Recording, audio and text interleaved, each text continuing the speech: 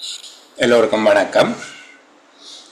இலங்கை நிர்வாக சேவை தரம் 3க்கு ஆட்சேர்ப்பு செய்வதற்கான மட்டுப்படுத்தப்பட்ட போட்டி பரீட்சைக்கான முன்னாயத்த செயலமர்வு அரசாங்க நிர்வாகத்துடன் தொடர்புபட்ட விடய ஆய்வு 2 என்று அழைக்கப்படுகின்ற பொதுவான வழக்கில் கிரகித்தல் என்று அடையாளம் காணப்பட்ட வினாத்தாளுக்கான இன்னும் ஒரு வழிகாட்டல் செயலமர்வு தொடரில் 3வது செயலமர்வில் சந்திக்கிறோம்.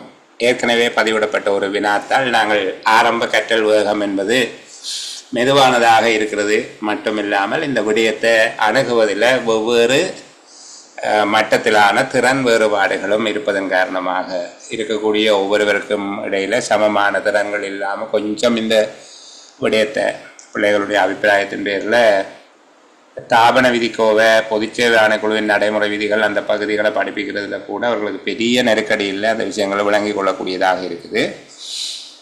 நிதி ஒழுங்கு விதிகள் இறுதி செயலமர்வு கொஞ்சம் ஆர்வம் குறைவாக அல்லது ஒரு இன்ட்ரெஸ்ட் இல்லாமல் இருந்தது என்று சொல்லி அது அந்த சூழலும் அப்படி இருந்தது. சரிதானே, அந்த சூழலில் நானும் சரியாக இல்லை. அப்போ அதனால தான் அந்த பகுதியை உள்ளடக்கின இன்னொரு காணொலியை உங்களுக்கு பதிவிட்டிருந்தேன். உங்களுக்கு கற்பிக்கப்படாத நான் அதே பகுதியை இன்னொருவருக்கு கற்பித்த காணொலியை போட்டிருந்தேன். இப்போ அந்த அபிப்பிராயங்கள் சொல்லுகிற போது பிள்ளைகள் சொல்கிற விடயங்களில் பெருமளவு இந்த பகுதி தங்களுக்கு கஷ்டமாக இருக்குது. இந்த தனி வாக்கியத்தில் எழுதுங்க என்று சொல்லுகிற இந்த பகுதி கொஞ்சம் சிரமமாக இருக்குது. நாங்கள் நினைச்சதை விட இது கடினமாக அல்லது வேறுபட்ட ஒரு அனுபவத்தை தருவதாக இருக்குது அப்படின்னு சொல்லி இந்த பிள்ளைகள் சொல்லியிருக்கிறாங்க. இப்போ அந்த அடிப்படையில் தான் இந்த வினாத்தாளை இப்போ 2-3 செயலமர்வுகளாக நாங்கள் தொடர்ந்து பார்க்க வேண்டியதாக இருக்குது. இனி கொஞ்சம் கொஞ்சமாக நாங்கள் அதை வேகமாக பார்க்க தொடங்குவோம். இப்போ இங்கே 2 கேள்விகள் இருக்குது. ஒரு உரைப்பகுதிக்கு 2 கேள்விகள் இருக்குது. முதலாவது, ஒவ்வொரு பந்தியினதும் பிரதான கருத்தை இயன்ற அளவு சுருக்கமாக ஒரு தனி வாக்கியத்தில் எழுதுவது. 2வது, தடித்த எழுத்திலே தரப்பட்டுள்ள சொற்றொடர்களின் பொருளை அந்த பந்தியில் இருக்கிற விடயத்தோடு தொடர்பு படுத்தி விளக்கும். அதில் சொல்லப்பட்டிருக்கக்கூடிய சொற்றொடருக்கு ஒரு கருத்து இருக்கும், அதை அந்த பந்தியோடு சம்மந்தப்படுத்தி விளங்கப்படுத்த வேண்டும். இப்படி 2 விதமான கேள்விகள் இருக்குது. பெரும்பாலும் 3 புள்ளிகள் 2 புள்ளிகள் என்ற அடிப்படையில் கொடுப்பார்கள். ஒவ்வொரு பந்தியினதும் பிரதானமான கருத்தை இயன்ற அளவு சுருக்கமாக ஒரு தனி வாக்கியத்தில் எழுதுகிறதுக்கு 3 புள்ளிகளும், தடித்த எழுத்தில் தரப்பட்ட அந்த சொற்றொடருக்கான விளக்கத்தை பந்தியோடு தொடர்புபடுத்தி அந்த உரைப்பகுதியோடு தொடர்புபடுத்தி எழுதுறதுக்கு 2 புள்ளிகளும் என்கிற அடிப்படையில் புள்ளிகள் வழங்கப்படுவது வழமை. சில பரீட்சைகளில் கூடுதலான புள்ளிகளை வழங்கியிருக்கிறார்கள். பொதுவாக நீங்கள் ஒவ்வொன்றுக்கும் 2 புள்ளி அல்லது 3-2 என்கிற அடிப்படையில் பார்க்கலாம். இதில் புதியவர்களுக்காக திரும்ப சொல்லுகிறேன், பிரதானமான கருத்தை இயன்ற அளவு சுருக்கமாக எழுதுதல் என்கிறது எனக்கு இவ்வளவுதான் இயலும், அதனால நான் இவ்வளவுதான் சுருக்கி இருக்கிறேன் என்று சொல்லி ஒரு 30-40 சொற்களில் எழுதக்கூடாது. சரிதானே, சில பேருடைய சுருக்கம் இருக்கிறத விட பெருசாக இருக்கும். அது சுருக்கம் அல்ல, பெருக்கமாகவே இருக்கும். சரி, அது அவ்வளவுதான் இயன்ற அளவு சுருக்கம், நீங்கள் அப்படி எழுதினாலே போதும் என்று சொல்லப்படுவதும் உண்டு. நான் அப்படி சொல்லுகிறவர்களை பற்றி கதைக்கையில் எழுதுகிறவர்களை பற்றி தானே, எழுதுகிறவர்கள்லாம் பாதிக்கப்பட போகிறாங்க. அப்படியே எழுதாதீங்க. ஆகக்கூடினது 13 சொற்களுக்கு மேலே போக வேண்டாம். உங்களோட போர்டர் 14 தொட வேண்டாம், 14 வேணும். 13 சொற்களுக்குள்ளே இருந்தால் நல்லது. அதே போல் சொற்களை ஆக குறைக்க வேண்டாம், 9 சொற்களுக்கு கீழே போக வேண்டாம். இப்போ 9 சொற்களுக்கும் 13 சொற்களுக்கும் இடையில் நீங்கள் இந்த பந்தியினுடைய பிரதானமான கருத்தை எழுத வேணும். இந்த பிரதானமான கருத்தை கண்டுபிடிக்கிறதுக்கான சில உத்திகளையும் நான் சொல்லியிருக்கேன்.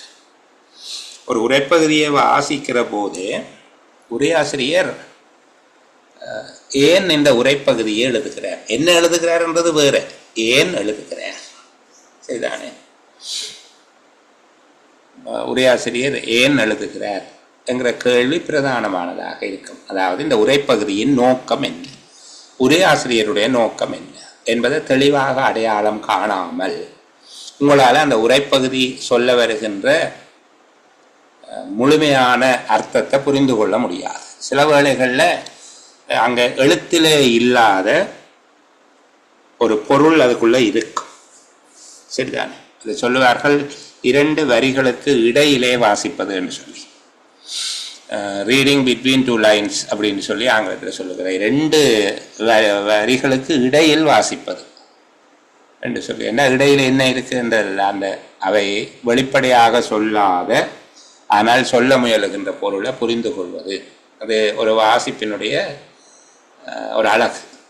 சரியா? வாசிப்பினுடைய அழகு என்பது அந்த 2 வரிகளுக்கு இடையில இருக்கக்கூடிய விடயத்தை புரிந்து கொள்வது. அவ்வாறு புரிந்து கொள்ளுகிற மாதிரி நாங்கள் ஒரு உரைப்பகுதியை வாசிக்கிறோமா அப்படின்னு சொல்லி பார்க்கவும். அப்படி வாசிக்கிறதுக்கு முதலாவது வழி, இந்த உரைப்பந்தியின் நோக்கம் என்ன, உரையாசிரியர் என்ன நோக்கத்தோடு இந்த பகுதியை எழுதுகிறார், தன்னுடைய நோக்கத்தை அடைவதற்காக அவர் முன்வைக்கிற கருத்து என்ன, அவர் ஏதோ ஒரு விடயத்தை சாதிக்க முனைகிறார் அல்லது ஏதோ ஒரு பிரதானமான விடயத்தை நோக்கமாக கொண்டிருக்கிறார். சரி, அப்போ அவர் பேசுகிற பிரதானமான விடயத்தை அடையாளம் காண்பதற்கு முன்பாக அந்த உரைப்பகுதியினுடைய நோக்கம், அது எழுதப்பட்டதற்கான நோக்கம் என்ன, காரணத்துக்காக எழுதுகிறேன் என்று சொல்லி புரிந்து கொள்வது அது பிரதானமான வழி. அதுக்கு பிறகுதான் அவர் என்ன சொல்லுகிறார் என்று பார்க்கணும். ஏன் சொல்லுகிறார் என்றதை என்ன சொல்லுகிறார். சிலவர்களை தான் சொல்ல வந்த கருத்தை நியாயப்படுத்துவதற்காக அவர் அதுக்குள்ள துணை கருத்துக்களை சேர்க்கலாம். பிரதானமான கருத்தை நியாயப்படுத்துவதற்காக அதுக்குள்ள துணை கருத்துக்கள் இருக்கலாம். இந்த துணை கருத்துக்களை சுருக்கத்துக்குள்ளே கொண்டு வரக்கூடாது. சில வேளைகளில் நாங்கள் உரைப்பகுதியை ஒரு பார்வையில் வாசிக்கிற போது, முதல் சுற்றில் வாசிக்கிற போது அங்கே இருக்கக்கூடிய பிரதானமான கருத்து வெளியே தெரியாமல் துணை கருத்து பிரதானமான கருத்து போல ஒரு தோற்றத்தை கொண்டு வந்து நிற்கும். அப்படி நிற்கிற நேரத்தில் நாங்கள் பிழை விட்டுடுவோம். அந்த பிழையை விட்டம் என்று கண்டுபிடிக்கிறதுக்கு வழி, நீங்கள் வினாத்தாளுக்கு விடையை எழுதி கொண்டு வந்தால்தான் அது தெரியும். நீங்கள் வினாத்தாளுக்கு விடையை எழுதி கொண்டு வந்ததுக்கு பிறகு நானும் நீங்களும் கதைக்கிற போது நீங்கள் சில வேளைகளில் ஒரு துணை கருத்தை பிரதானமான கருத்தாக எடுத்துக்கொண்டு பிரதானமான கருத்தை கண்டும் காணாமலும் விட்டு நகர்ந்திருப்பதை அடையாளம் கண்டால் இன்னும் உங்களுடைய கிரகித்தல் ஆற்றல் மேன்மேல். அதுக்காக தான் அதை செய்து கொண்டு வாங்கோ என்று சொல்லி கேட்குறேன். சரியா? செய்து கொண்டு வந்தார்கள் நீங்கள் மெசேஜில் போட்டால் எத்தனை செய்து கொண்டு வந்தீங்கன்னு நான் பார்த்து மகிழ்ச்சி அடைவேன். போடாவிட்டாலும் மகிழ்ச்சி அடைவேன், அது வேறு. நான் எல்லா நேரத்துலேயும் மகிழ்ச்சியாக இருக்க யோசிக்கிறது. ஆனால் நீங்கள் போட்டு கொண்டு வந்தால் எத்தனை கேள்வி செய்து கொண்டு வந்தீங்கன்னு சொல்லி மெசேஜில் போட்டிங்கன்னா இன்னும் கூட மகிழ்ச்சியாக இருக்கும். என்ன சரி, முடிந்தால் அதை நீங்கள் மெசேஜில் போடுங்க, எத்தனை கேள்விக்கு நீங்கள் விட செய்து கொண்டு வந்திருக்கிறீங்க. அடுத்த 2வது, தடித்த அச்சலத்தில் உள்ள சொற்றொடர்களின் கருத்தை பந்தியோடு தொடர்படுத்தி விளக்கு. அந்த பந்தியில் சொல்லப்படுகிற அந்த சொற்றொடர் அதன் தனித்துவத்தை இழந்து விட்டது என்று முதலாவதுல இருக்குது.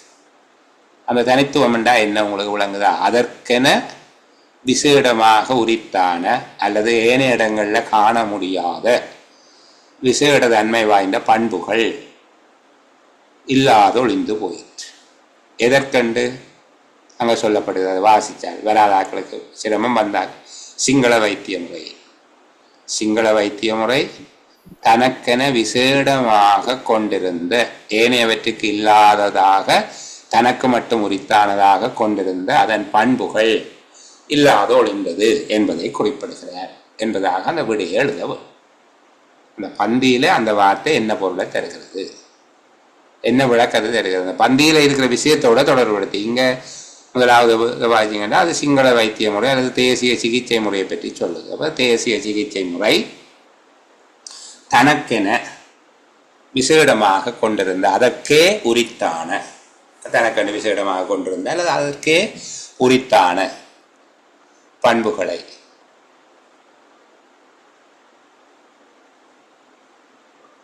இழந்து விட்டது. இழந்து விட்டதுங்கிற வார்த்தையை மாற்றினா நல்லது. ஏன்னா அது தனக்கு மட்டுமே விசேடமாக கொண்டிருந்த பண்புகள் இல்லாது போயிற்று என்பதை குறிப்பிடுகிறது என்றதுனா சரி. பிறகு 3 வரி மிச்சம் இருக்குது என்றதுக்காக 3 வரியை நிரப்ப வேணும் என்று சொல்லி இல்லை. சரி, முதலாவது சுருக்கம் அப்படியே 2 வரியில் முடிஞ்சிடும். மிச்சம் 3 வரி இருக்கும். அந்த சில வேளைகள்லாம் 3 வரி தேவைப்படலாம் அந்த விளக்கம் எழுதுறதுக்கு. சரி, இப்போ நாங்கள் முதலாவது உரைப்பகுதி ஏற்கனவே கதைச்சு முடிச்சிட்டோம். 2வது உரைப்பகுதியும் கதைச்சு முடிச்சிட்டோம்.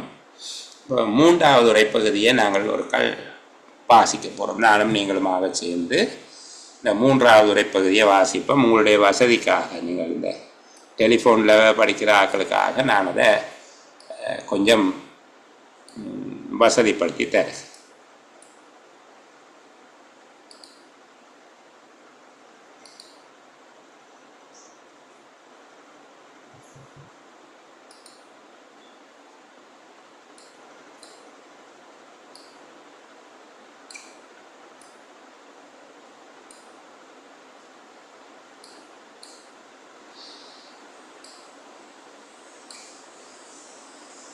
இப்போ கொஞ்சம் வாசிக்கிறதுக்கு வசதியாக இருக்கும் உங்களுக்கு. இதுதானே அந்த பெரிய பகுதி அப்படி இல்லாமல் இது மட்டும் அப்படி மொபைல் ஃபோனுக்குள்ளே வருகிற போது வாசிக்கிறதுக்கு மொபைலில் டெப்பில் பார்க்குறதுக்கு வசதியாக இருக்கும். அப்போ இந்த அளவில் வச்சுக்கொண்டு பார்ப்போம். அரசாங்கம் அதை கொஞ்சம் மேலே ஏற்றுவோம், என்ன மட்டுக்குள்ளே இல்லாமல் கொஞ்சம் மேலே வாசி. சரி. அரசாங்கம் தனியார் துறையின் ஆதரவுடன் சுகாதார மற்றும் கல்வி பணிகளை வழங்குவதன் ஊடாக மனிதவள அபிவிருத்தியை மேம்படுத்துவதற்கு முயற்சிகள் மேற்கொண்டிருந்த அதே வேளை கல்விக்கான சமமான அணுகுதலை மேம்படுத்துவதற்கும் என்றிருக்கு. நாங்கள் மேம்படுத்துவதற்கும் என்று வாசிப்போம். மேம்படுத்துவதற்கும் தொழிற்சந்தையில் மாற்றம் அடைந்து வரும் திறன்களுக்கான கேள்வியை பூர்த்தி செய்வதை நோக்காக கொண்டும் 13 வருட கட்டாய கல்வி மற்றும் அண்மையில் உள்ள பாடசாலை, சிறந்த பாடசாலை போன்ற நிகழ்ச்சி திட்டங்கள் ஆண்டு காலப்பகுதியில் தொடர்ந்தும் மேற்கொள்ளப்பட்டிருந்தன. நாட்டில் கல்வியை வழங்குதல் தொடர்பில் தனியார் துறையினரும் முக்கியமானதொரு வகிபாகத்தை தொடர்ந்திருந்தனர். எனினும் உற்பத்தி திறன் வாய்ந்த வாழ்க்கையை நடத்துவதற்கு தேவையான அறிவாற்றல் மற்றும் திறன்களை மாணவர்கள் பெற்றுக்கொள்வதை நிச்சயப்படுத்திக் கொள்வதற்கு சட்ட கட்டமைப்பு, கண்காணிப்பு மற்றும் தர உறுதிப்படுத்தல் போன்ற பொறிமுறைகள் மேலும் பலப்படுத்தப்பட வேண்டும்.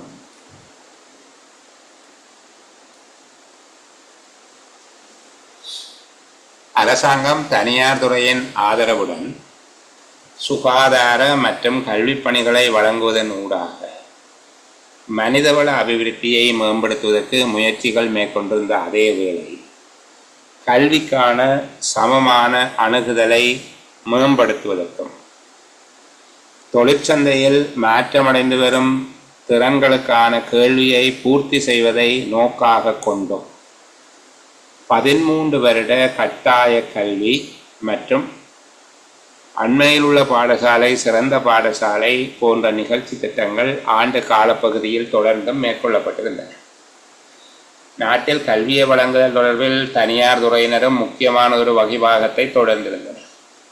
எனினும் உற்பத்தி திறன் வாய்ந்த வாழ்க்கையை நடத்துவதற்கு தேவையான அறிவாற்றல் மற்றும் திறன்களை மாணவர்கள் பெற்றுக்கொள்வதை நிச்சயப்படுத்திக் கொள்வதற்கு சட்ட கட்டமைப்பு, கண்காணிப்பு மற்றும் தர உறுதிப்படுத்தல் போன்ற பொறிமுறைகள் மேலும் பலப்படுத்தப்பட வேண்டும்.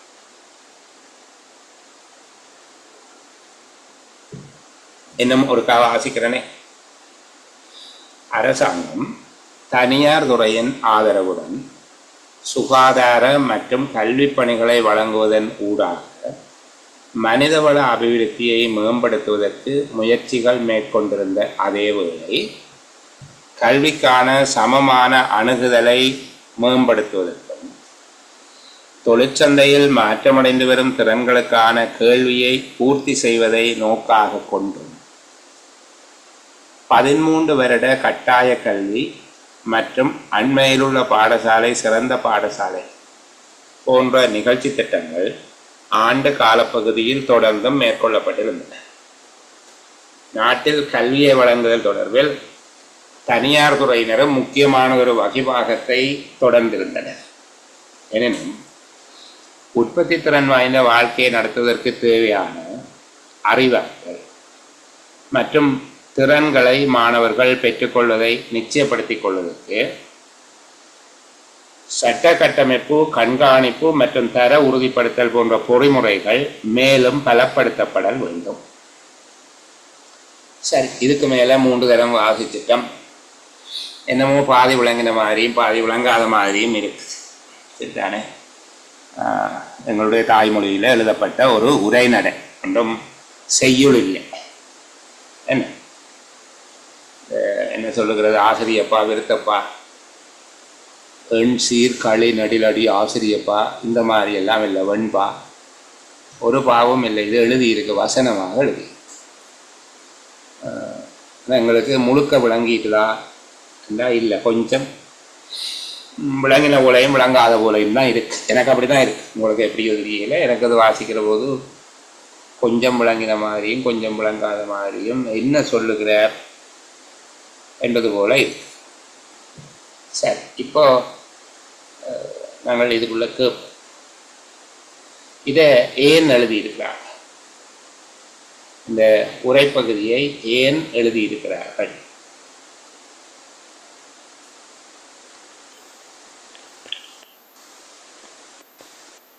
யார் ஒன் பண்ணியிருக்கிறாங்க என்று பார்த்துட்டு அவங்கள்ட்ட கேள்வி கேட்குறேன். கேட்குறாக்கள் மட்டும் கதைங்க. ஒன் பண்ணியிருக்கீங்க, ஆட்கள் ஒன் பண்ணியிருக்காங்க. விக்னேஸ்வரி சொல்லுங்க. மனிதவள அபிவிருத்தியை மேம்படுத்துவதற்கு. மனிதவள அபிவிருத்தியை மேம்படுத்துவது இந்த உரைப்பகுதி எழுதியவருடைய நோக்கம். சரியா?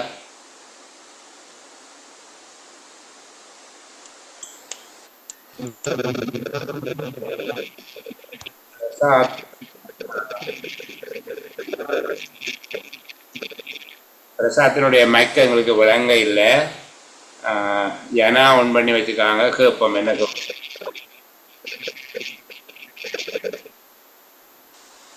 ஏன்னா சொல்லுங்க. ஒன் பண்ணி வச்சு கல்வி தொடர்பான நிறுவன ரீதியான செயற்பாடுகளை வினைத்திறனாக்குவது. வினைத்திறன் நிறுவன ரீதியான தொழிற்பாடு வினைத்திறனாக்குவது இந்த உரையாசிரியருடைய. சரியா? மக்க ஒன் பண்ணி வச்சுக்கொள்ள. இளங்கோ ஒன் பண்ணி வச்சிருக்கிறீங்க. சத்தம் போட வேணாம். உங்களோட மக்களை சத்தம் வருது. சரி, ஜனா என்ன சொன்னீங்க? திரும்ப சொல்லுங்க. இது எழுதினவருடைய நோக்கம் என்ன? கல்வித்துறை தொடர்பான நிறுவன ரீதியான செயற்பாடுகளின் வினைத்திறனாக்கல் தேவை. நிறுவன ரீதியான செயற்பாடுகளை வினைத்திறனாக்க வேண்டும் என்பதற்கான தேவையை சொல்லுவதுதான் இது எழுதினவருடைய நோக்கமாக இருக்கிறது. அதாவது நிறுவன ரீதியான கல்வி வளங்களில் வினைத்திறனாக்குவதற்கான தேவை ஒன்று இருக்குது என்பதை காட்டுவது எழுதியவருடைய நோக்கமாக இருக்குது. பரவாயில்லையே, ரொம்ப கூட வடிவா சொல்றீங்க போல இருக்கு. சரி பாப்போம். யூட் ஒன் பண்ணி வச்சிருக்கிறீங்க, சொல்லுங்க. நாட்டின் தேவைக்கு ஏற்பவாறு கல்வியில மாற்றங்கள் ஏற்படுத்துவதோடு அதை காலத்துக்கு ஏற்ப கண்காணிப்பும் பொறிமுறைகளை உருவாக்கணும். இது அவர் எழுதின கருத்தா அல்லது இந்த உரைப்பகுதி எழுதுனது நோக்கமா? அது நோக்கம் சார். சரி, வேற யாராவது சகோதரி மேல கதை கீழே? மிஸ்டர் என் பிரதீபன் ஒன்றில் இருக்கிறாங்க. கேட்போம். பதில் சொல்லி முடிஞ்சாக்கள் மெக்க ஓ பண்ணிட வேணுமா? சொல்லுங்க பிரதீபன்.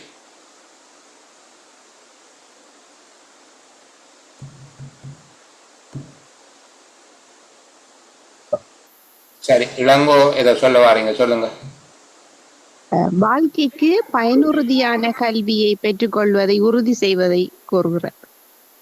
வாழ்க்கைக்கு பயனுறுதியான கல்வி ஒன்று தேவை அப்படின்னு சொல்லி அது அவசியமானது என்று சொல்றாரு. ஓகே, நவ் தொழிற்சந்தைக்கு ஏற்றவாறு கல்வி திட்டத்தை மாற்றத்தை ஏற்படுத்துவது என்பது சாராம்சமா அவருடைய நோக்கமா? அவருடைய நோக்கம் சார். அது எழுதினருடைய நோக்கம். ஓகே, சாரா ஒண்ணுல இருக்குது, சொல்லுங்க. சார், நான் எழுதியிருக்கிறேன். அதுக்கு என்னன்னா, அந்த சுகாதாரம் கல்வியை வழங்குவதனூடாக மனிதவள அபிவிருத்தியை மேம்படுத்துவதுடன் நின்று விடாது. விளங்குதா சார்? சொல்லுங்க. விளங்குது, கிளியரா இருக்கு, சொல்லுங்க.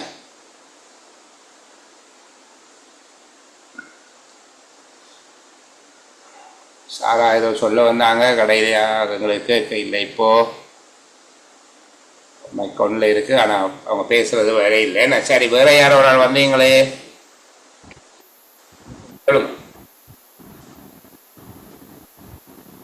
சார், விளங்குதா கதைக்கிறது? இப்ப விளங்க சொல்லுங்க. சொல்லுங்க. சுகாதாரம் கல்வியை வழங்குவதனூடாக மனிதவள அபிவிருத்தியை மேம்படுத்துவதுடன் நின்று விடாது, வாழ்வதற்கான திறன்கள் வழங்கப்படுவதை உறுதி செய்ய வேண்டும். இது அவர் சொல்லுகிற சாராம்சம். அப்படியா?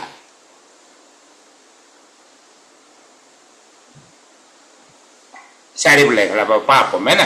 ஓரளவுக்கு எல்லாருமே நியரஸ்ட் கரெக்ட் ஆன்சர் சொல்லியிருக்கிறீங்க. அண்மித்த சரியான உடைகள் என்று வச்சுக்கொள்வோமே, சரியாக இருக்கு.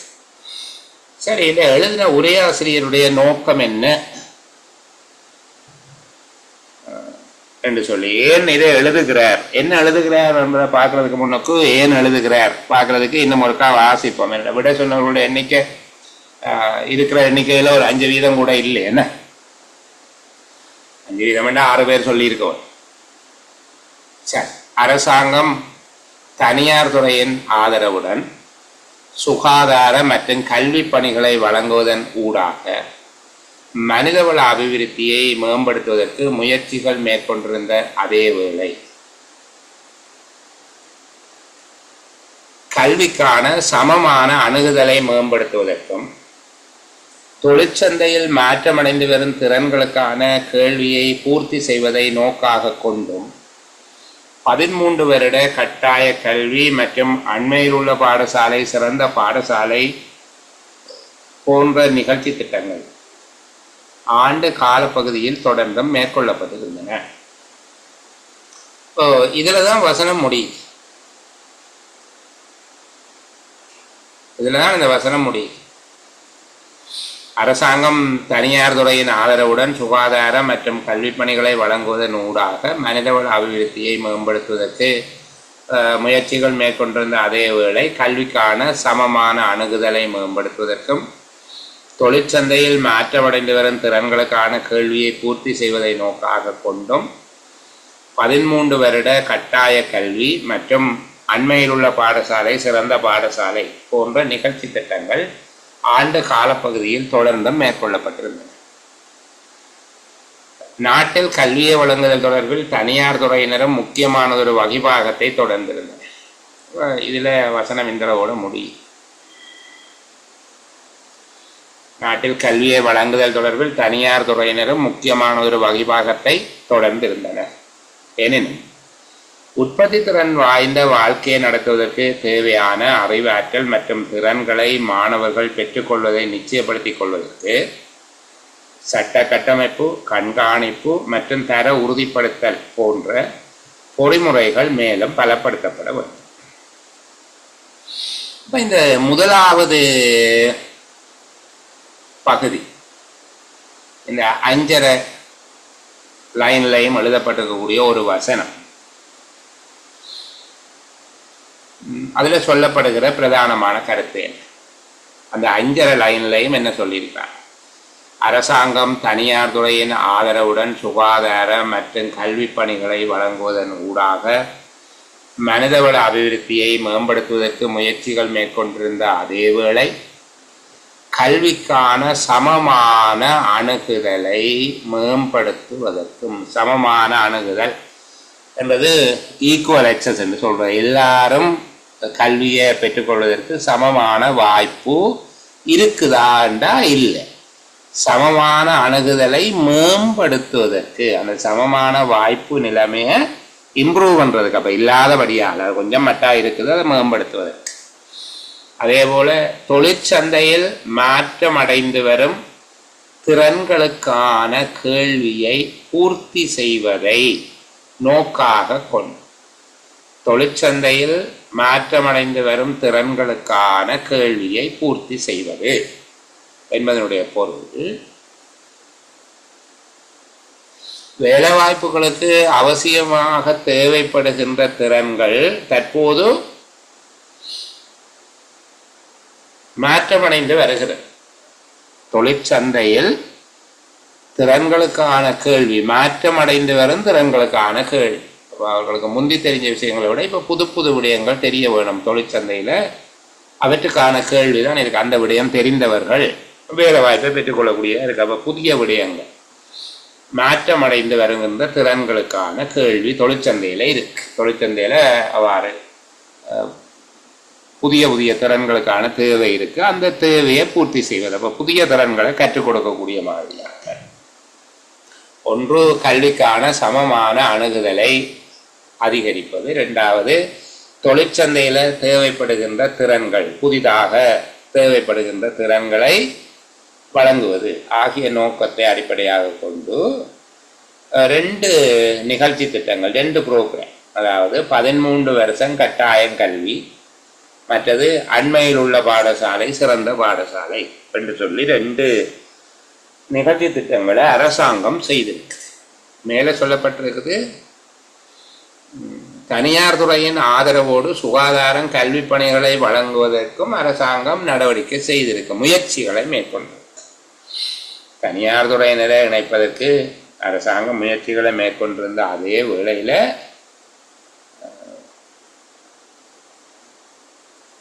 கல்விக்கான எல்லோருக்கும் கல்வியை கிடைக்க செய்கின்ற ஒரு வழிமுறையாகவும், அதே போல தேவையான திறன்களை வழங்குவதை உறுதிப்படுத்துவதற்காகவும், தொழிலுக்கு தேவையான திறன்களை கொடுப்பது, எல்லோருக்கும் கல்வியை பெறுவதற்கான சந்தர்ப்பத்தை கொடுப்பது, அதே போல தொழில்களை பெறுவதற்கு தேவையான திறன்களை வழங்குவது என்கிற நோக்கங்களை அடையும் பொருட்டு அது 2 நிகழ்ச்சி திட்டங்கள், 2 ப்ரோக்ராம் செய்திருக்கு. ஒன்று 13 வருஷ கட்டாய கல்வி, அடுத்தது அண்மையில் உள்ள பாடசாலை சிறந்த பாடசாலை போன்ற நிகழ்ச்சி திட்டங்கள். இதை விட வேறு நிகழ்ச்சி திட்டங்களும் செய்திருக்க ஆண்டு காலப்பகுதியில் தொடர்ந்து மேற்கொள்ளப்பட்டிருந்தது. 2வது, நாட்டில் கல்வியை வழங்குவது தொடர்பில் தனியார் துறையினரும் முக்கியமானதொரு வகைபாகத்தை தொடர்ந்திருந்தனர். சுகாதாரத்துறையில் என்ன நடந்தது என்று சொல்லி, ஆனால் கல்வித்துறையில் அவர்களுக்கு ஒரு முக்கியமான வகிபாகம் என்றது அவர்களுடைய பங்கு, ரோல் என்று சொல்றது.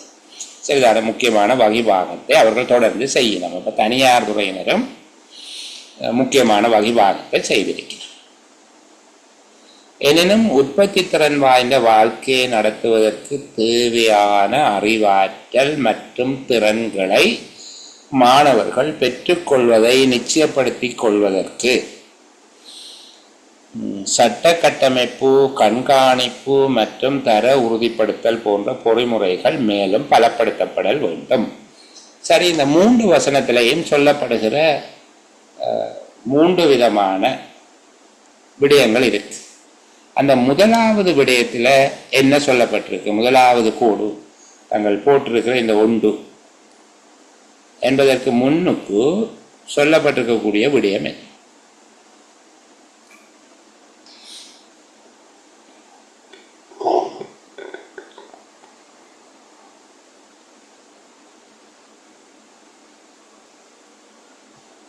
ஜனோஃபா, இதை சொல்ல வாரீங்க, சொல்லுங்க. அனைவருக்கும் சமமான கல்வியை வழங்குதல், தொழிற்சந்தைக்கு தேவையான திறன்களை மேம்படுத்துதல். அந்த கல்வியில சொல்லியிருக்கிறது. அதுக்காக அந்த 13 வருட காலத்தையும் கல்வியில அந்த மேம்படுத்துறதுக்கு அந்த திட்டங்கள் கொண்டாந்துருக்கு. அதை விட அண்மையில் உள்ள பாடசாலை சிறந்த பாடசாலை என்ற நிகழ்ச்சித்திட்டம் செய்திருக்குது. இதுல முக்கியமா சொல்றது இதுதான், அனைவருக்கும் சமமான கல்வியை வழங்குறது, அது தொழிற்சந்தையில இருக்கிற கேள்விக்கு ஏற்ற மாதிரி கல்வி திறன்களை பூர்த்தி செய்யுது. அப்போ அந்த முதலாவது பகுதி அவ்வளவு சொல்லுது. யூட என்ன சொல்ல வாரீங்க? தனியார் துறையூடாக மனித வளர்ச்சிக்கு ஏற்ப சமத்துவமான முறையில் அனைவருக்கும் கல்வியை வழங்குறதை உறுதிப்படுத்துவது அரசாங்கத்துல நோக்கமா இருந்திருக்குது. கார்த்திகா, மாற்றமடைந்து வரும் தொழிற்சந்தைக்கு கல்வியிலும் சுகாதாரத்திலையும் அபிவிருத்தியை மேம்படுத்துவதாக இருக்கிறது. சரி, அடுத்தது 2வது பந்தியில் என்ன, 2வது வசனத்தில் என்ன சொல்லப்பட்டிருக்குது?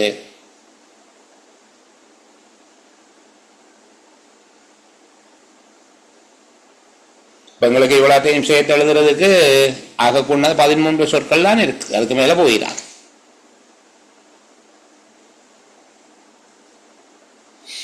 மேல சொல்லப்பட்டிருக்கு பாருங்க, அரசாங்கம் தனியார் துறையின் ஆதரவோட சுகாதாரம் கல்வி பணிகளை வழங்குவதனூடாக மனிதவள அபிவிருத்தியை மேம்படுத்துவதற்கு முயற்சிகள் மேற்கொண்டிருந்த அதே வேளை, சரிதானே, கல்விக்கான சமமான அணுகுதலை மேம்படுத்துவதற்கும் தொழிற்சந்தையில் மாற்றமடைந்து வரும் திறன்களுக்கான கேள்வியை பூர்த்தி செய்வதை நோக்காக கொண்டும் 13 வருட கட்டாய கல்வி மற்றும் அண்மையில் உள்ள பாடசாலை, சிறந்த பாடசாலை போன்ற நிகழ்ச்சி திட்டங்கள் ஆண்டு கால பகுதியில் தொடர்ந்து மேற்கொள்ளப்பட்டிருந்தன என்று சொல்வதன் மூலமாக நான் நினைக்கிறேன் இந்த பகுதியில் பிரதானமாக தேவைக்கேற்ற அல்லது சமூக மனிதவள அபிவிருத்திக்கான சுகாதாரம் கல்வி வளங்கள்ல அரசாங்கம் பங்களிக்குது, தொடர்ந்து மேற்கொள்ளப்பட்டிருந்தன என்கிற விடயம் பிரதானமாக சொல்லப்பட்டிருக்கு. சரிதான? அதுவும் சுகாதார கல்வி பணிகளை வழங்குவதற்கூடாக மனிதவள அபிவிருத்தியை மேம்படுத்த முயற்சியை மேற்கொண்டிருந்த அதே வேளை கல்விக்கான சமமான அணுகுதல், தொழிற்சந்தையில மாற்றமடைந்து வரும் திறன்களுக்கான கேள்வியை பூர்த்தி செய்வது, இது எல்லாத்தையும் சேர்த்து பார்த்தால் இந்த உரைப்பகுதி சுகாதாரத்தை பற்றி பேசுவது என்பது ரொம்ப முக்கியமானது அல்ல. கல்வி சார்ந்துதான் சொல்லுகிறார்கள். அப்ப என்ன சொல்றார்கள்? சமூகத்துக்கு ஏற்ற கல்வி வழங்கும் நிகழ்ச்சி திட்டங்களை சமூகத்துக்கு ஏற்ற சமூகத்துக்கு எல்லோரும் சமமாக அணுகக்கூடியதை மேம்படுத்துவது, தொழிற்சந்தைக்கு தேவையான திறன்களை வழங்குவது எல்லாம் சேர்த்து சமூகத்துக்கு ஏற்ற கல்வி நிகழ்ச்சி திட்டங்களை அரசாங்கம் முன்னெடுக்கிறது. சரிதானே? இது ஒரு விடயமாக இருக்கு. அரசாங்கத்தினால கல்வி நிகழ்ச்சி திட்டங்கள், அதாவது எஜுகேஷன் ப்ரோக்ராம்ஸ், கல்வி நிகழ்ச்சி திட்டங்கள் முன்னெடுக்கப்பட்டது. அரசாங்கத்தினால கல்வி நிகழ்ச்சி திட்டங்கள் முன்னெடுக்கப்பட்டிருக்கு. 2வது பாருங்க, நாட்டில் கல்வியை வழங்குவதற்கு தனியார் துறையினரும் முக்கியமான ஒரு வகிபாகத்தை தொடர்ந்திருந்தனர். 2வது சொல்றார்கள், தனியார் துறையினரும் அதே விடயங்களை முக்கியமான வகிபாகம் என்று சொல்லப்பட்டிருக்கு. சரிதானே? அப்ப அரசாங்கத்தினால சமூகத்துக்கு ஏற்ற கல்வி நிகழ்ச்சி திட்டங்கள் முன்னெடுக்கப்படுவதோடு தனியார் துறையினரும் அதுக்கு பங்களிப்பு செய்கிறார்கள். 2வது விடயம். 3வது என்ன சொல்லப்பட்டிருக்கு?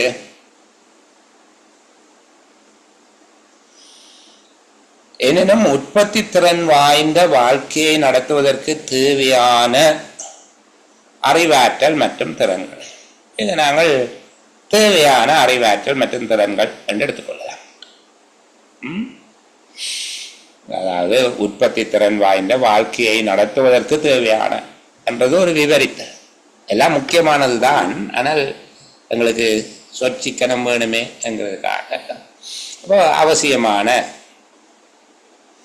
அறிவு திறன்களை கல்வியின் மாணவர்கள் தான் பெற்றுக்கொள்வார்கள். அப்ப பெறுவதை நிச்சயப்படுத்துவதற்கான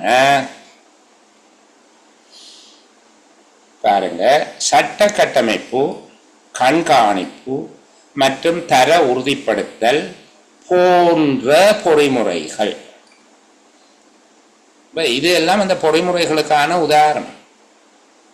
சரிதானே? தேவையான அறிவு திறன்கள் பெறப்படுவதை நிச்சயப்படுத்தும் அல்லது நிச்சயப்படுத்துவதற்கான பொறிமுறைகள் அவசியம். அந்த பொறிமுறைகள்லாம் சட்ட கட்டமைப்பு, கண்காணிப்பு மற்றும் தர உறுதிப்படுத்தல் என்பவையாக இருக்குது. இது உண்மையில கடினமான உரைப்பகுதி, நீங்க யாரும் அதிகம் யோசிக்க தேவையில்லை. ஆனால் ஒரு சகோதரன் மட்டும் போட்டிருந்தாங்க, அதை 20 செய்து கொண்டு வந்துட்டேன் அப்படின்னு சொல்லி போட்டிருந்தாங்க. சரிதானே? சில பேர் 17, 16 செய்திருக்காங்க. பிரதீபன் தான் 20 செய்து கொண்டு வந்தார் என்று சொல்லி சொன்னேன். சரி, அப்ப இங்க பாருங்க, இந்த 1வது சொல்லப்பட்டிருக்கு என்னென்றால் அரசாங்கம் கல்வி நிகழ்ச்சி திட்டங்களை முன்னெடுக்கிறது, அவ்வளவுதான். அது மனிதவள அபிவிருத்தியை மேம்படுத்துறதுக்கு செய்யுது, கல்விக்கான சமமான அணுகுதலை மேம்படுத்துவது, தொழிற்சந்தைக்கு தேவையான திறன்களை வழங்குவது எல்லாம் சேர்த்து. சரிதானே? சமூகத்துக்கான அரசு சமூகத்துக்கான கல்வி நிகழ்ச்சி திட்டங்களை முன்னெடுத்ததோடு தனியார் துறையினருடைய பங்கும் அங்க இருக்குது. 2வது, தனியார் துறையினரும் முக்கியமான பங்கை வகிக்கிறார்கள். முடிச்சிடக்கூடாது, வகிக்கிறார்கள் என்றால் முற்றுப்புள்ளி வந்துடும். அடுத்த 2வது வசனமா போயிடும்.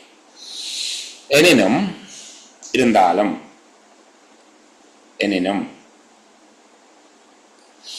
சரி, உற்பத்தி திறன் வாய்ந்த வாழ்க்கையை நடத்துவதற்கு தேவையான என்பது விளக்கம். அறிவு திறன்கள் பெறப்படுவது, அவசியமான அறிவு திறன்கள் பெறப்படுவதை நிச்சயப்படுத்திக் கொள்வதற்கு நிச்சயப்படுத்தும் பொறிமுறைகள் அவசியம்.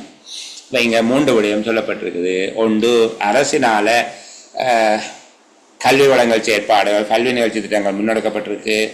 2வது, தனியார் துறையினர் முக்கியமான வகிபாகத்தை தொடர்ந்திருக்கிறார்கள். 3வது, அப்படி இருந்தாலும் சரிதானே அவசியமான அறிவு திறன்கள் பெறப்படுவதை நிச்சயப்படுத்துவதற்கான பொறிமுறைகள் அவசியமாக உள்ளது. கல்வியில் இந்த பொறிமுறைகள் அவசியம். உரையாசிரியர் இந்த உரைப்பகுதியை எழுதினதனுடைய நோக்கம் வழங்கப்படுகிற கல்வி அறிவையும் திறன்களையும், தேவையான அறிவையும் திறன்களையும் வழங்குகிறதா என்பது உறுதிப்படுத்த வேண்டி இருக்கிறது என்பதை சொல்வதுதான் அவருடைய நோக்கமாக இருந்திருக்கு.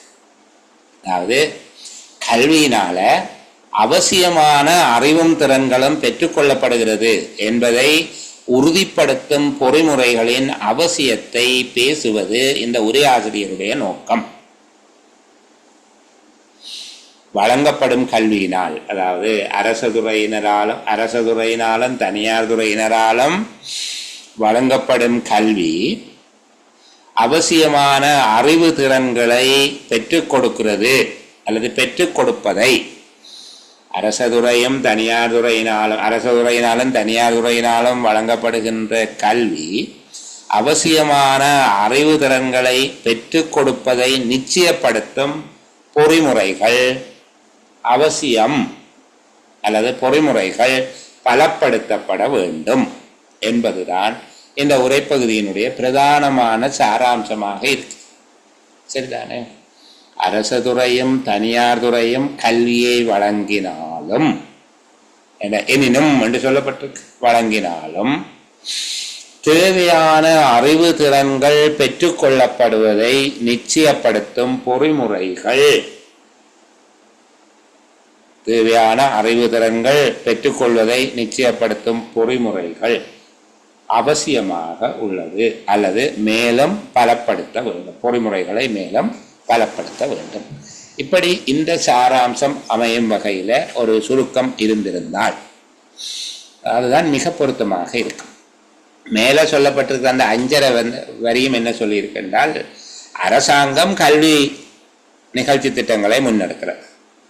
2வது, தனியார் துறையினரும் முக்கியமான வகிபாகத்தை தொடர்கிறார்கள் என்றால் அரசாங்கமும் கல்வி நிகழ்ச்சி திட்டங்களை செய்கிறது, தனியார் துறையினரும் கல்வி நடவடிக்கையை செய்கிறார்கள். அப்ப அரச துறையினரும் தனியார் துறையினரும் கல்வி நடவடிக்கையை முன்னெடுத்த போதும் என்ன, அரச துறையினரும் தனியார் துறையினரும் கல்வி நடவடிக்கையை முன்னெடுத்த போதும் முடிஞ்சது போல முன்னெடுக்கின்ற போதும் அதனால் அவசியமான அறிவு திறன்கள் பெற்றுக்கொள்ளப்படுவதை நிச்சயப்படுத்தும் பொறிமுறைகள் அவசியமாகும் என்கிற பொருள் அமைகிறதாக இருக்கும்.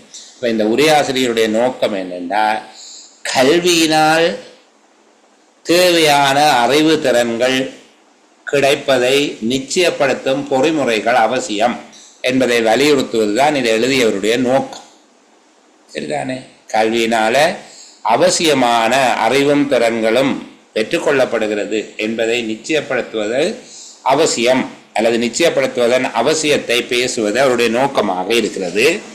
அவர் இந்த விஷயத்தை சொல்லியிருக்கிறார். அரச துறையும் தனியார் துறையும் கல்வியை வழங்கினாலும் அதனால் அவசியமான அறிவு திறன்கள் பெற்றுக்கொள்ளப்படுகிறது என்பதை நிச்சயப்படுத்தும் பொறிமுறைகள் அவசியம் என்று அமையும் வகையில் எழுதினால் சரி. மேலே சொல்லப்பட்டிருக்கு, தொழிற்சந்தையில் மாற்றமடைந்து வரும் திறன்களுக்கான கேள்வியை பூர்த்தி செய்வதை, வேலை வாய்ப்பை பெற்றுக்கொள்வதற்கு பல்வேறு வகையான புதிய திறன்கள் அவசியமாக உள்ளது என்பதை குறிப்பிடுகிறார். வேலை வாய்ப்பினை பெற்றுக்கொள்வதற்கு அவசியமான திறன்கள் மாற்றமடைந்து வருகிறது என்றால் வேறுபடுகிறது. என வேலை வாய்ப்பினை பெற்றுக்கொள்வதற்கான திறன்களின் தன்மை அல்லது வேறுபட்ட புதிய திறன்கள் தற்போது தேவைப்படுகிறது என்பதை குறிப்பிடுகிறது. தொழிற்சந்தையில் மாற்றமடைந்து வரும் திறன்களுக்கான கேள்வி பூர்த்தி செய்வது. இப்போ கல்வி முறை தொழிற்சந்தையில் வேலை வாய்ப்பை பெற்றுக்கொள்வதற்கு தேவைப்படுகின்ற புதிய திறன்களை வழங்குவதை நோக்கமாக கொண்டு செயற்படுகிறது. அதன் அரசாங்க கல்வித்துறை வேலை வாய்ப்பை பெற்றுக்கொள்வதற்கு அவசியமாக தேவைப்படுகின்ற புதிய திறன்களை வழங்கும் வகையில் செயற்படுகிறது என்பதை குறிப்பிடுகிறார். அதுதான் அந்த தடிச்ச எழுத்தில் இருக்கிற சொற்றொடருக்கான பொருள். உண்மையில் இது கொஞ்சம் உங்களை கடினப்படுத்துவதாக இருக்கும். ஆனால் இப்படி புரிந்து கொண்டால், நான் அடிக்கடி சொல்லுகிற விஷயம், பயிற்சி இலகுவாக இருந்தால் சண்டை கடினமாக இருக்கும், பயிற்சி கடினமாக இருந்தால் சண்டை சுகமாக இருக்கும். அப்போ எங்களுக்கு அதுதான் சுகமாக இருக்க வேணும் என்கிறதால இந்த உரைப்பகுதிகளை கொஞ்சம் பார்க்குற நேரத்தில் கஷ்டம் போல தான் இருக்கு. பரவாயில்லை, சரிதானே, எனக்கு கொஞ்சம் சுகமானதையும் பார்த்து கொண்டு போவோம். அடுத்த பகுதியை போகிறேன். கொஞ்சம் இது அதை விட சின்ன உரைப்பகுதி, சரியா? உயர் நீதிமன்றம் தவிர்ந்த ஏனைய எல்லா நீதிமன்றங்களும் அத்துடன் நீதியை நிர்வகிப்பதற்காகவும் கைத்தொழில் பிணக்குகளையும் வேறு பிணக்குகளையும் விளங்கி தீர்த்து இணக்கம் ஏற்படுத்துவதற்காகவும் இப்போதுள்ள எழுத்திலான சட்டத்தின் மூலம் உருவாக்கி தாவிக்கப்பட்ட நியாய சபைகளும் நிறுவனங்களும் பாராளுமன்றத்தினால் உருவாக்கி தாவிக்கப்பட்ட நீதிமன்றங்களாகவும் நியாய சபைகளாகவும் நிறுவனங்களாகவும் கருதப்படுதல் வேண்டும். பாராளுமன்றமானது அத்தகைய நீதிமன்றங்களினதும் நியாய சபைகளினதும் நிறுவனங்களினதும் தத்துவங்களையும் கடமைகளையும் நியாயாதிக்கத்தினையும் நடவடிக்கை முறையையும் மாற்றீடு செய்யலாம் அல்லது நீக்கலாம் அல்லது திருத்தலாம்.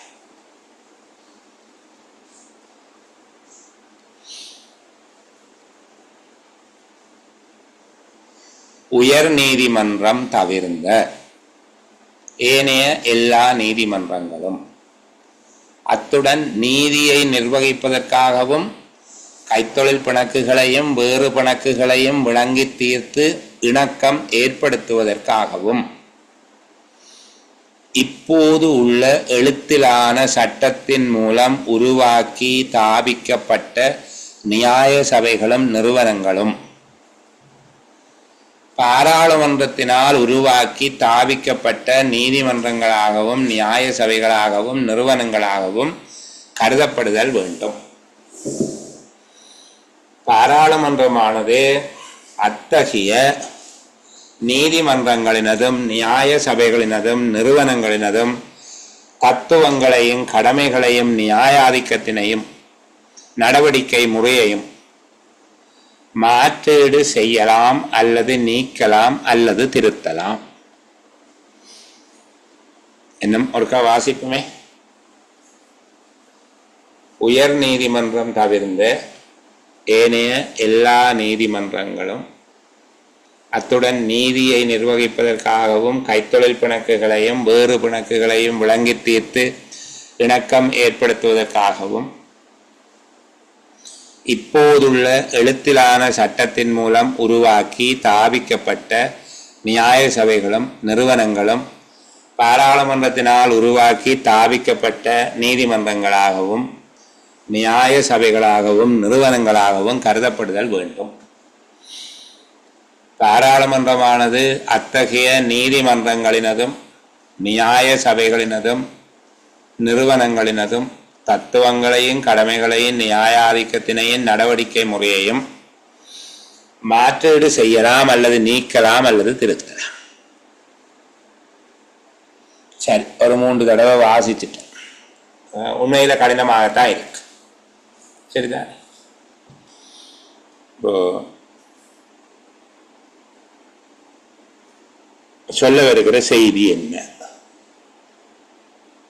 இங்க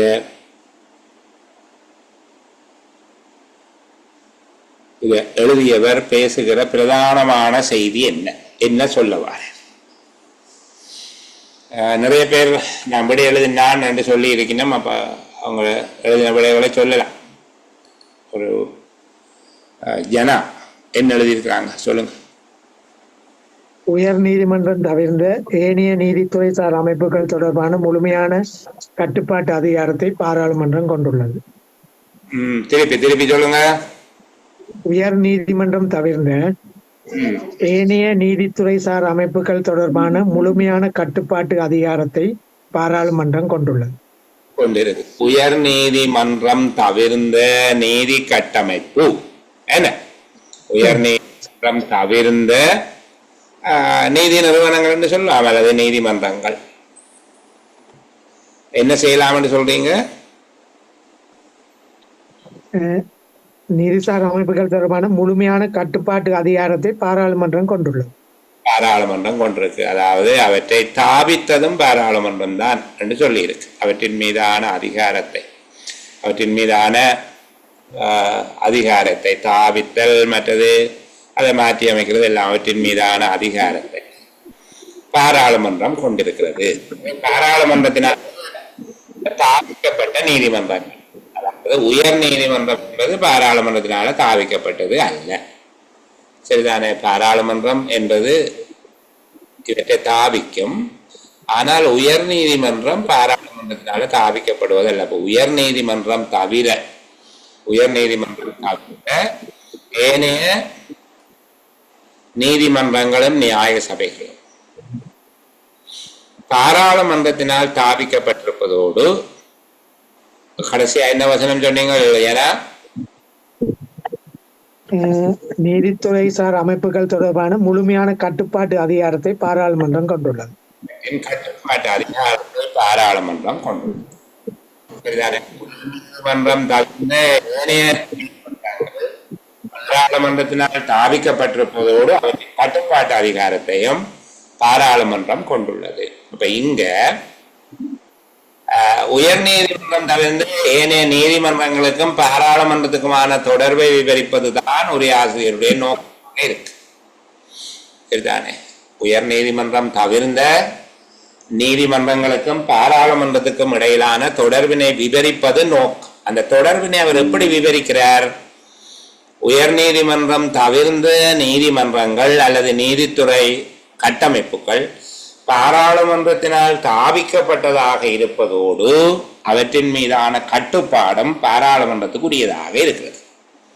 அவை பாராளுமன்றத்தால் தாவிக்கப்பட்டிருப்பதோடு அவற்றின் கட்டுப்பாடும் அல்லது அவற்றின் கட்டுப்பாடு பாராளுமன்றத்துக்கு உரித்தானது.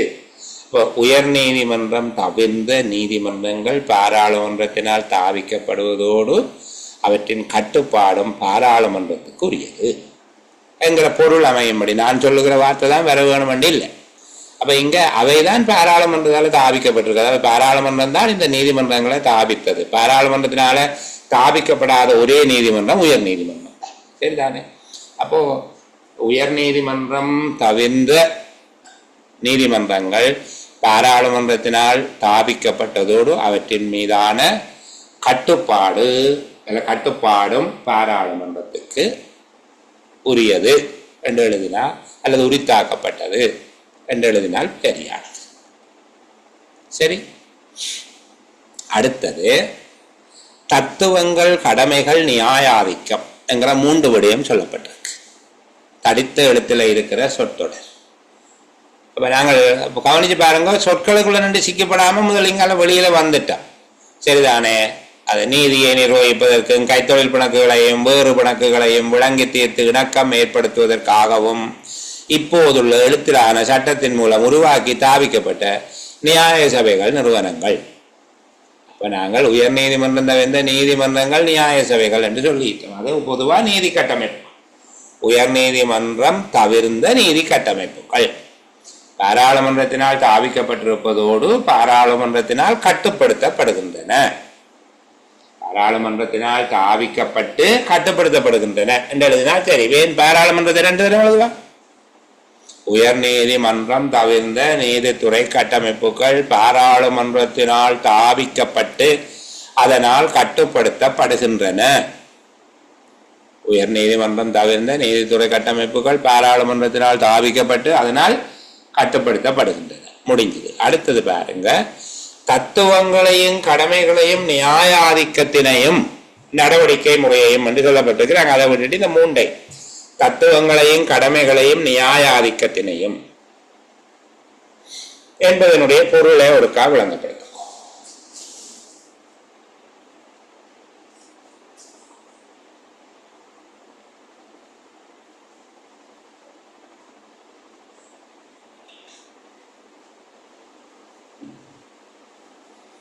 யார் எனக்கு சொல்ல போறது?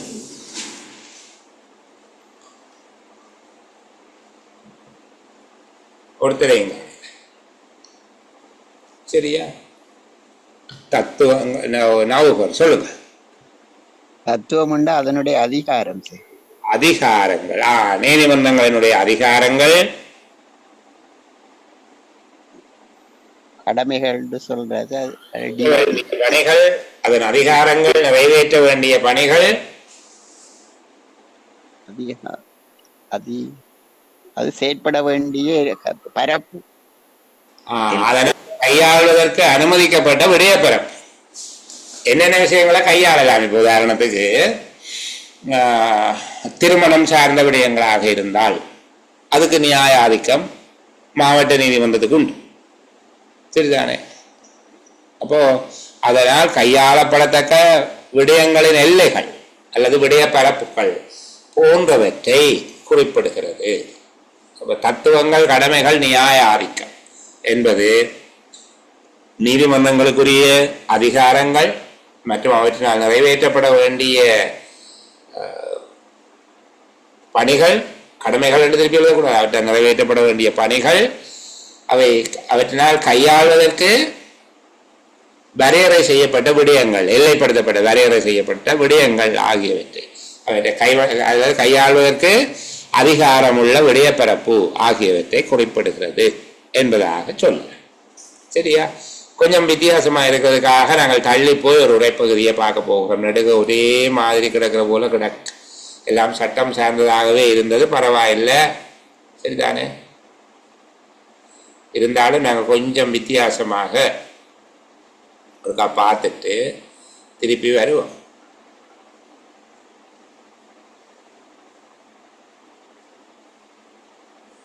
இதுவும் சட்டம் தான், சரி பரவாயில்லை. சரிதானே?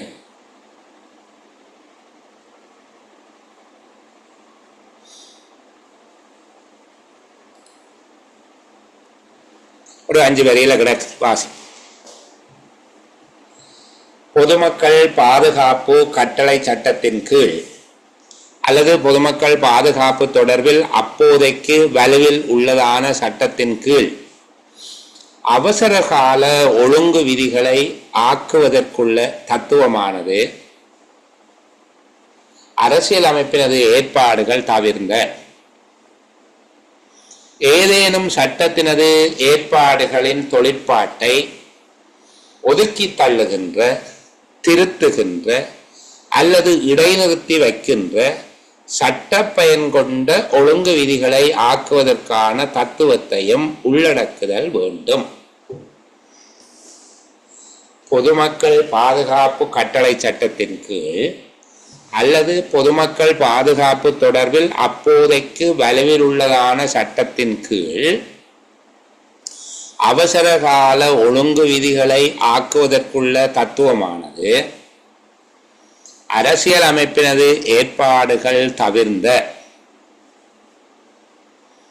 ஏதேனும் சட்டத்தினது ஏற்பாடுகளின் தொழிற்பாட்டை ஒதுக்கி தள்ளுகின்ற, திருத்துகின்ற அல்லது இடைநிறுத்தி வைக்கின்ற சட்ட பயன் கொண்ட ஒழுங்கு விதிகளை ஆக்குவதற்கான தத்துவத்தையும் உள்ளடக்குதல் வேண்டும். இன்னும் வாசிக்கட்டே. பொதுமக்கள் பாதுகாப்பு கட்டளை சட்டத்தின் கீழ் அல்லது பொதுமக்கள் பாதுகாப்பு தொடர்பில் அப்போதைக்கு வலுவில் உள்ளதான சட்டத்தின் கீழ் அவசர கால ஒழுங்கு விதிகளை ஆக்குவதற்கு உள்ள தத்துவமானது அரசியல் அமைப்பினது ஏற்பாடுகள் தவிர்ந்த ஏதேனும் சட்டத்தினது ஏற்பாடுகளின் தொழிற்பாட்டை ஒதுக்கி தள்ளுகின்ற, திருத்துகின்ற அல்லது இடைநிறுத்தி வைக்கின்ற சட்ட பயன் கொண்ட ஒழுங்கு விதிகளை ஆக்குவதற்கான தத்துவத்தையும் உள்ளடக்குதல் வேண்டும். சரி, இந்த கேள்வியை நான் அவசியம் எல்லார்கிட்டையும் கேட்பேன். சரி, இப்படி பார்ப்போம். இதை எழுதினவற்ற நோக்கம் என்ன? ஏன் எழுதுறேன்?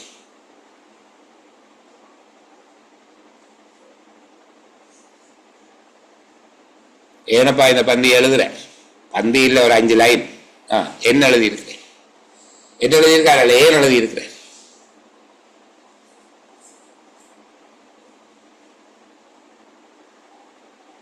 ஒருத்தரும் மைக்கோன் பண்ண காணையில என்பதால நாங்கள் பெயர் சொல்லி கேட்போம், வேற ஒன்றும் செய்யலாது. சரி, அண்டனீட்டா சாருலதான் லைன்ல இருக்கிறாங்க. இந்த ஏஎஸ்டி என்று ஒரு ஆள் இருக்கிறார், கொஞ்சம் பேரை மாற்றிக்கொள்ளுங்க. சரியா? நாம் தொடர்ந்து சந்தோஷமாக கதைக்க வேணும் என்றால் எனக்கு விருப்பம். அண்டனீட்டா சாருலதா அவங்க மைக் ஒன் பண்ணவே காணையில் ஓடி ஒழிக்கிட்டாங்க அவ்வளோ. ஓகே, பார்ப்போம். பால்ராஜ் இருக்கிறீங்க, பால்ராஜ் கதைக்கலாமா?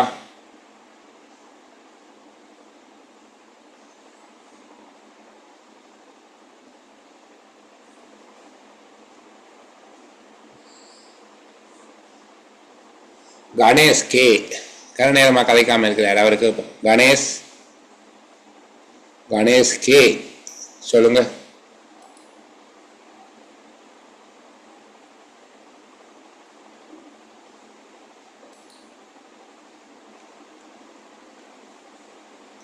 பிரதீபன் வந்திருக்கார் லைன்ல. மிஸ்டர் என் பிரதீபன் பேசுங்க. பிரதீபனுடைய மைக் ஒன்னுல இருக்கு, சத்தம் வரையில கதைங்கப்பா. கணேஷ் வந்துட்டார், சொல்லுங்க கணேஷ். ஆமாம் சார், இந்த லைன் வேலையை மட்டும் எடுத்து லைன்ல இருந்தேன். சரி சரி. இது என்னன்னு சொன்னா சார், இந்த பொதுமக்களுடைய சட்டங்கள் தொடர்பில் இந்த உரையாசிரியர் கதைக்கு வரார். அதாவது பொதுமக்களுக்குரிய சட்டங்கள் வலிவில் இருக்கின்ற போதிலும் அந்த சட்டங்கள் ஒழுங்கான முறையில ஆக்கப்படலை என்ற விஷயத்த அவர் இங்க ஒப்புவிச்சு காட்டுறார் சார். திருப்பி சொல்லுங்க, எப்படி அது? அதாவது பொதுமக்கள் தொடர்பில் அவசர கால சட்டங்களா இருக்கட்டும், அந்த சட்ட முறைகளா இருக்கட்டும், இருந்தாலும் அது சரியான முறையில அது ஒழுங்கமைக்கப்படலை என்ற விடயத்தை இந்த விடயத்துல அவர் குறிப்பிட்டு காட்டுறார் உரையாசிரியர். ஓகே, வேற யாரு? பிரதீபன் இருக்கிறீங்க போல ஆன்லைன்ல பாருங்க. நவராசா பிரசாத், ஓகே, அவர் வந்துட்டார், சொல்லுங்க. அவசர கால பொதுமக்களை பாதுகாக்கிற இந்த அவசர கால ஒழுங்கு விதிகள் அரசியலமைப்பு சொல்லப்பட்ட சட்டங்களை தவிர மற்ற எல்லா சட்டங்களையும் மாற்றுறதுக்கான ஏற்பாடை கொண்டிருக்குது. மற்ற எல்லா சட்டங்களையும் மாற்றுறதுக்கோ அல்லது திருத்துறதுக்கான ஏற்பாடுகளை கொண்டிருக்குது. எது அதை மாத்த போகுது? அந்த சட்டங்களை அவசர கால ஒழுங்கு விதிகள்.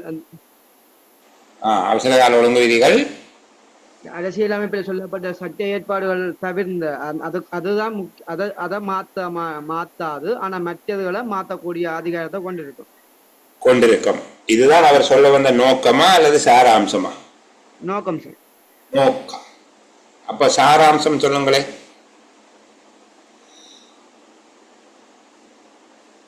சரி, யனுஃபா இருக்கிறாங்களா? இல்ல, சொல்லுங்க.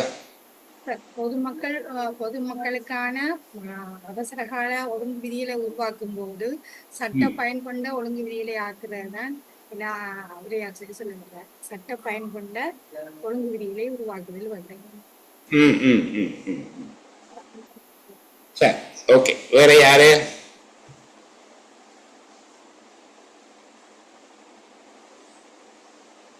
வேற ஒருவரும் இல்லையா?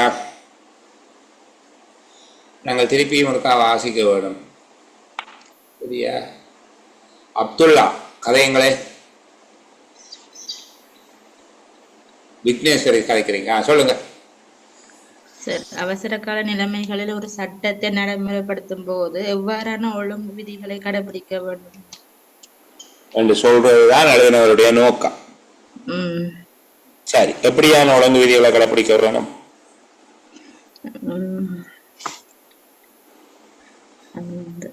சட்டத்திலிருந்து ஏற்பாடுகளின் தொழிற்பாட்டை ஒத்து தள்ளுகின்ற, திருத்துகின்ற அல்லது இடைநிறுத்துகின்ற சட்ட பயன் கொண்ட ஒழுங்கு விதிகளை வந்து அதை கொண்டிருக்க வேண்டும். அவசர கால நிலைமையில உருவாக்கப்படுகின்ற ஒரு சட்டமானது இருக்க வேண்டும். சரி, ஓகே. கணிசமான ஆக்கள் உங்களுக்கு விளங்கின மாதிரியாக ஒரு பொருள் போடுவதை சொல்லி இருக்கிறீங்க, இதுதானே? அப்போ அந்த சொல்லப்பட்ட பொருள் சரியானது தானே. நிறைய பேர் எழுதின என்று சொல்லி போட்டிருந்தவங்க, இப்போ எழுதினாக்கள் இதுக்குரிய பொருளை அல்லது அந்த கருத்தை சொல்லுவாங்க என்று சொல்லி நான் நினைச்சு கொண்டு தான் கேட்டேன். சரிதானே? விஜயசங்கர் கொஞ்சம் கதைங்களை பார்ப்போம், என்ன நடக்குதுன்னு. வாய் விஜயசங்கர்.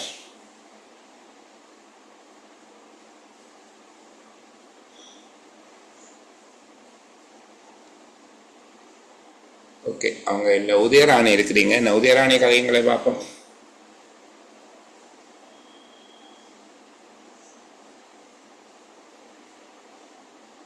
நாங்கள் இதுக்காகத்தான் நிறைய பேர் யோசிக்கிறாங்க, நாங்கள் இதுக்காகத்தான் இந்த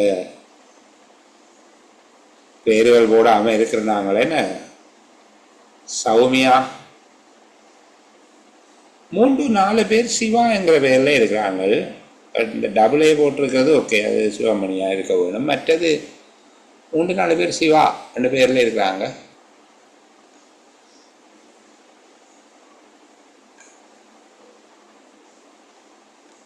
ஹலோ சார், சொல்லுங்க.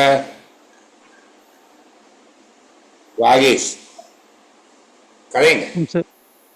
கதைங்க சார், இந்த அவசரால ஒழுங்கு சட்ட விதிகளை உருவாக்குறதுக்கு இருக்கிற அதிகாரம் போல அதனை நீக்கிறதுக்கும் இந்த என்னென்னு சொல்ற ஒதுக்கி தள்ளுகின்ற அல்லது திருத்துகின்ற அல்லது இடைநிறுத்துகின்ற அந்த அதிகாரமும் இன்னொரு பக்கம் இருக்கணும் என்று சொல்லுது, அதையும் உருவாக்கணும் என்று இருக்க வேணும் என்று சொல்லுது. சரி, நீங்கள் எல்லோரும் சளிப்படைஞ்சு போகாமல் இருக்கிறதுக்காக இனி நான் பேசுகிறேன், சரிதானே? பொதுமக்கள் பாதுகாப்பு கட்டளை சட்டத்தின் கீழ் அல்லது பொதுமக்கள் பாதுகாப்பு தொடர்பில் அப்போதைக்கு வலுவில் உள்ள சட்டத்தின் கீழ் அவசரகால ஒழுங்கு விதிகளை ஆக்குவதற்குள்ள தத்துவமானது. இங்க அவசரகால ஒழுங்கு விதிகளை ஆக்குவதற்குள்ள தத்துவம், அதாவது அவசரகால ஒழுங்கு விதிகளை ஆக்குவதற்கான அதிகாரம். இதை இன்னும் சுருக்கமாக சொன்னால் அவசரகால சட்டம்.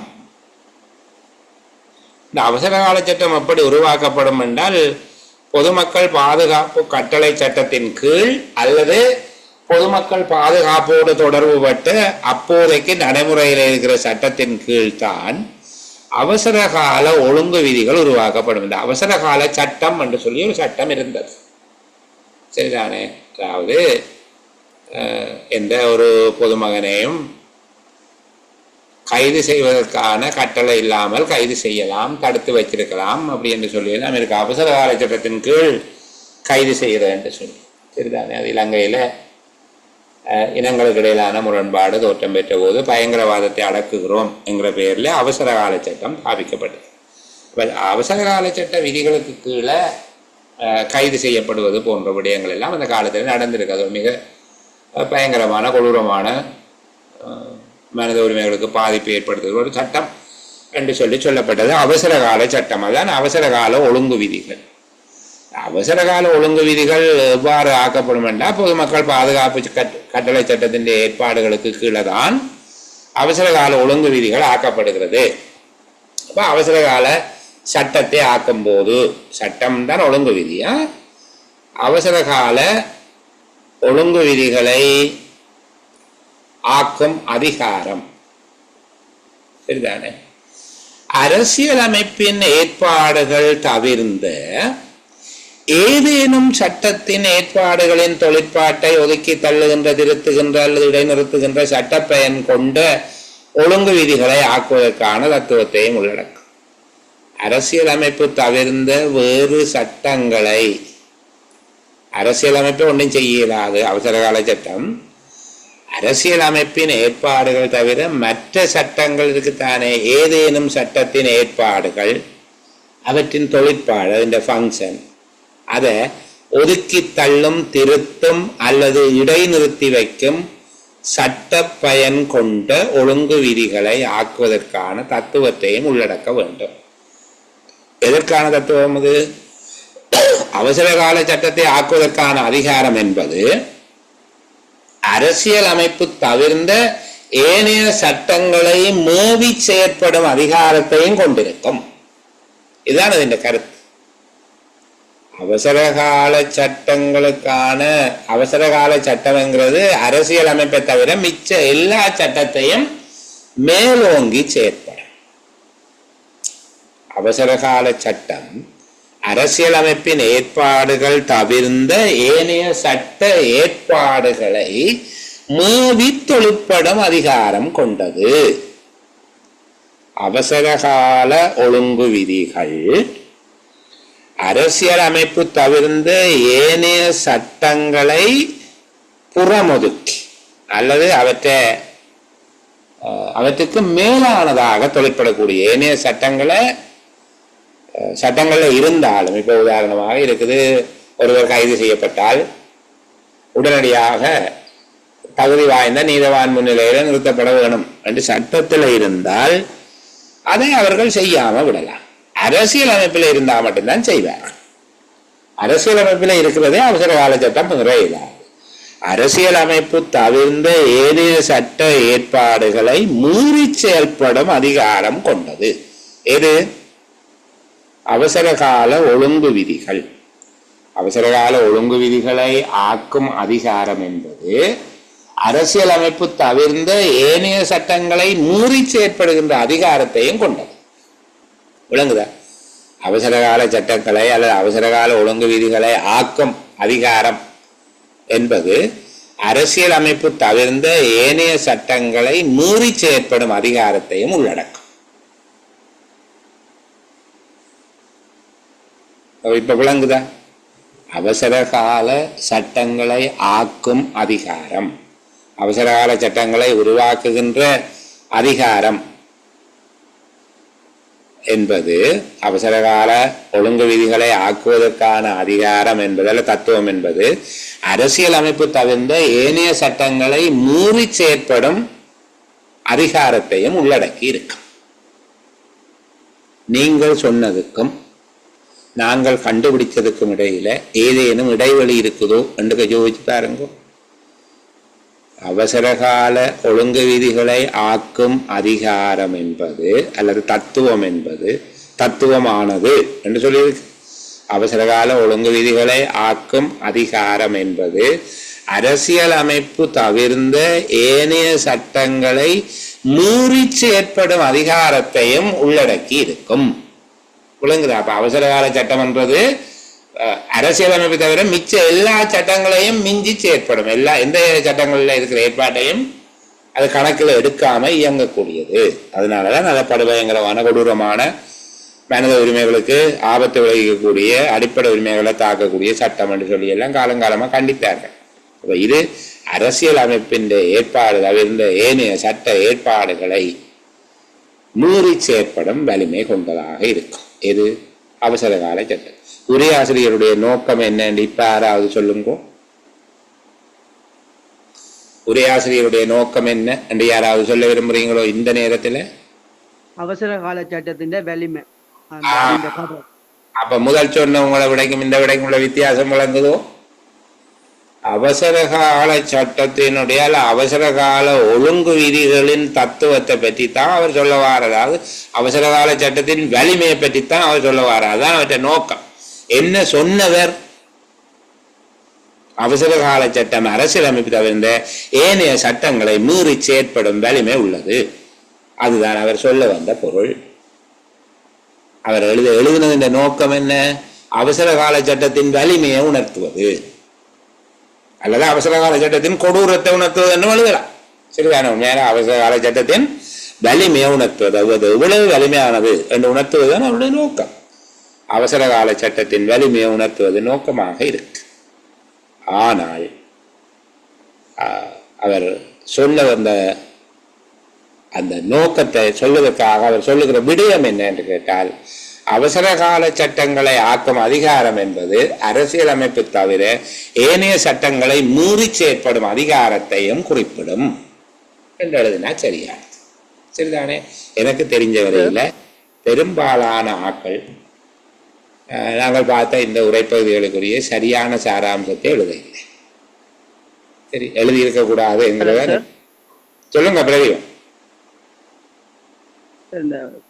நான் இந்த சாராம்சம் சொல்றேன் பாருங்க. பொதுமக்கள் பாதுகாப்பு கருதி நடைமுறையில் உள்ள அரசியலமைப்பு சட்டத்தின்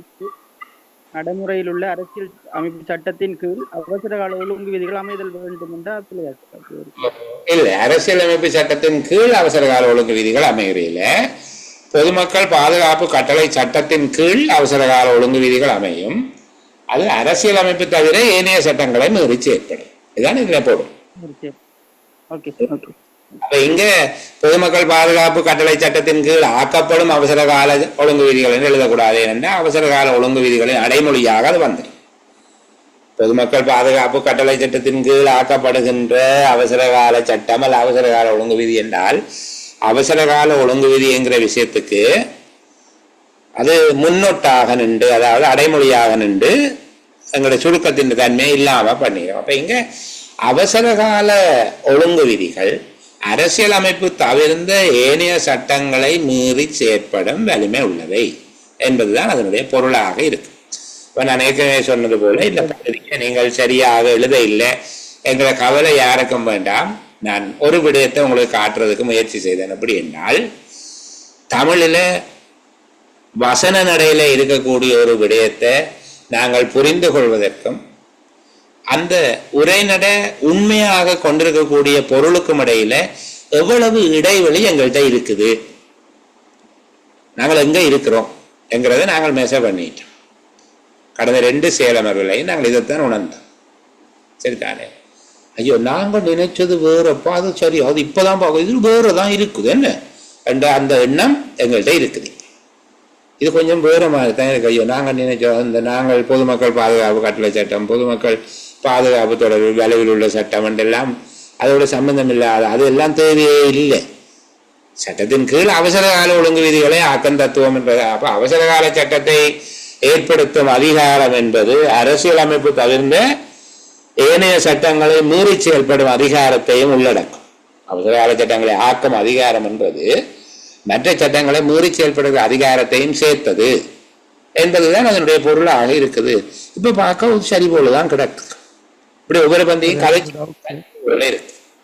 சரியா? ஒவ்வொரு பந்தி சொல்லுங்க. போ, எனக்கு ஒரு சின்ன சந்தேகம் சார். சொல்லுங்க. அந்த தத்துவமானது அந்த கடைசியில முடியேக்க கொன்று உள்ளதென்று வந்தா ஓகே, இதுல உள்ளடக்குதல் வேண்டும் என்று உள்ளடக்குதல் வேண்டும் என்றா புதுசா என்னன்னு சொல்ற தத்துவமானது ஆக்குவதற்கான தத்துவத்தையும் உள்ளடக்குதல் வேண்டும்.